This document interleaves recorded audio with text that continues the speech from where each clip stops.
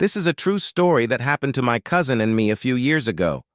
I was around 13 or 15 at the time, and he was about 16 or 17.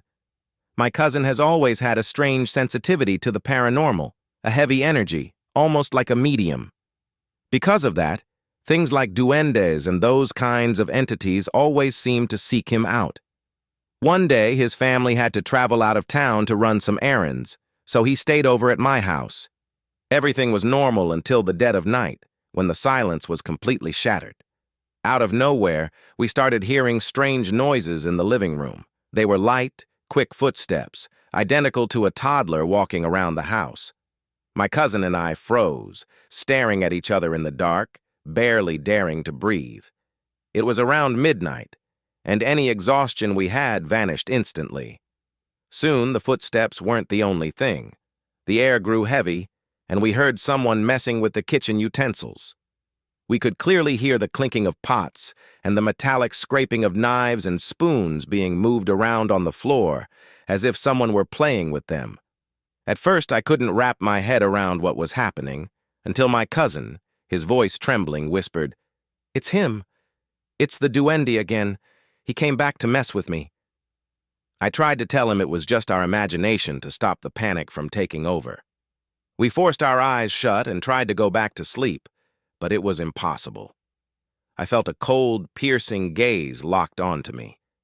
I couldn't take it anymore, so I propped myself up and looked toward the corner of the bedroom door. There it was.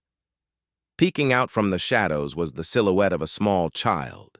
He was staring right at us, a twisted, sinister smile carved across his face. Suddenly, the creature started darting back and forth across the doorway, hiding and peeking back out, as if playing a sick, twisted game of hide-and-seek with us.